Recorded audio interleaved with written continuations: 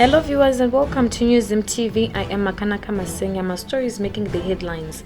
Chamisa summons Bulawayo councillors in attempt to end mayor town clerk tiff. In the courts, Mary Chiwenga under fire as ex-hubby strikes, claims was cheated into divorce. In business, electronic cargo tracking violations up 96% in a suspected move to avoid Zimra. In sports, Kosafa dismisses Ziva's bid to recall Chiangwa. News in greater detail.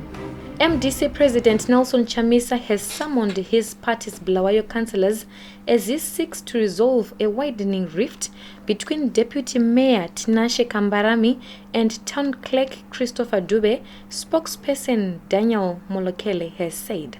Molokele told journalists at a press conference in Harare Wednesday that Chamisa had endorsed Mayor Solomon Mgune's decision to reinstate Dube. We are saying the town clerk should be back at work pending further investigations. That is the current position of the party. But tomorrow, all the councillors are traveling to meet the national leadership. And they will have a closed meeting, unfortunately.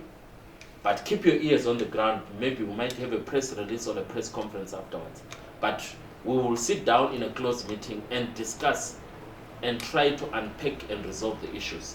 But we want to assure the people of Bulawayo that the MDC is going to do its best to make sure that whatsoever happened last week, which we regret, is fully resolved. The MDC is a people's movement, and we want to make sure that the situation in Bulawayo is fully resolved soonest. Kambarami attempted to suspend Dube last week on a battery of charges, but the town clerk rejected the move, arguing the deputy mayor was fronting a Shona agenda. Dube's comments triggered a tribal twist to the standoff that Chamisa now wants to resolve. The fallout has sagged in the ultra-tribal political grouping Mtwakazi Liberation Front amid reports of ethnic attacks on non-Ndebele-speaking councillors in the city. Russia's state-owned diamond miner Alrosa will have 70% controlling stake in its joint venture partnership with the Zimbabwe Consolidated Diamond Company in extraction of the precious gems in Manicaland, Cabinet has announced. Information Minister Monica Mchangwa told journalists at a post-cabinet media briefing Tuesday that while government would try to strike a deal in which ownership is equal, the current agreement inked between the parties gave the Russians majority control. The shareholding will also, however, be renegotiated at an agreed intervals of the project cycle, up to a split of 49-51 in favor of us. 2 weeks ago, Mines Minister Winston Chitando announced on state radio that government was finalizing negotiations with Alrosa and had awarded a fresh license to a consortium fronted by China's Anjin, in which the Zimbabwe Defense Forces have a stake. Anjin was among companies whose licenses were cancelled by government in 2016 on charges of having run less than transparent operations and replaced by the Zimbabwe Consolidated Diamond Company. While government has repealed the vilified Indigenization Act that demanded a 50-49 shareholding in favor of locals, the law still requires majority shareholding for indigenous companies in the diamond and platinum sector. Persistent power outages have affected the visually impaired in the country, who are now suffering in silence and can no longer communicate or socialize, Deaf Zimbabwe Trust has said. According to the trust, students preparing for end-of-year examinations have also borne the brunt of the electricity shortages that have seen most of the country enduring up to 15 hours of load shedding. Melen Chamutinya, Deaf Zimbabwe Trust Programs Assistant, told NewZimbabwe.com that given that sign language relies on visuals, communication becomes a major challenge in darkness. Zimbabwe is experiencing its worst electricity crisis after worsened by low water levels as Kariba Hydro and dilapidated infrastructure at Wange power stations. In the courts, Former Zimbabwe international footballer Shingai Kawondera has broken his silence over his divorce to his ex-wife, now vice president's wife, Mary Chiwenga.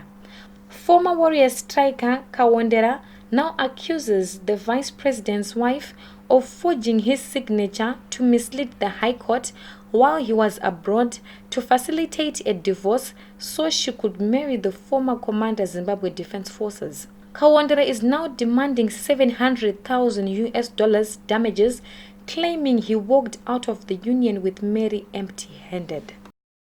In business, the Zimbabwe Revenue Authority's electronic cargo tracking system has registered a shocking surge in violations as truck drivers and cargo operators try to avoid the tax collector. Statistics shown by a recent Zimbabwe report show the system has been the subject of massive violations. According to the report, geofence violations rose from 96 in 2017 to 188 in 2018, an increase of 96%. Penalties collected from the violations rose from $196,000 in 2017 to $378,000 in 2018, the report shows. Zimra's head of corporate communications, Francis Chimanda, said fuel truckers make up the greater number of those violating the tracking system, given they form the bulk of sealed loads at both Beitbridge and Forbes border post. We are taking a short break, but we'll be back soon. Many people have been asking me how did I manage it, because they could see that everything was there, everything was just happening, things were being paid. So I've told people that it was through Diaspora funeral cash plan. So I would advise everyone to join this Diaspora funeral cash plan. Their policy is good because it took all the weight off my shoulders.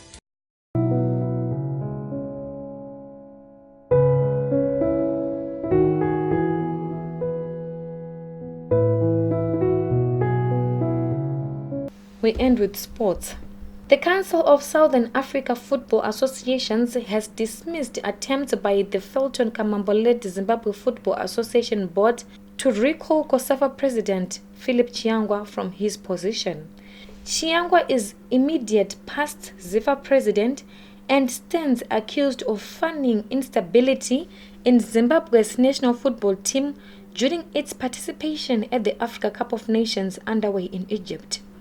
The Warriors bowed out at the group stage of the competition after losing 2 matches and drawing 1 amid chaos over bonuses between ZIFA and players. ZIFA last week wrote to COSAFA seeking to have Chiangwa removed from his position, accusing the ZANU-PF politician of destabilizing the Warriors. However, COSAFA Secretary Sue Stombes reminded the ZIFA leadership that they had no constitutional right to recall Chiangwa from his position at the regional body. Reporting for newzimbabwe.com, I am Makanaka Masenyama. For this and more stories, visit our website www.newzimbabwe.com and subscribe to our YouTube channel, Newzim TV.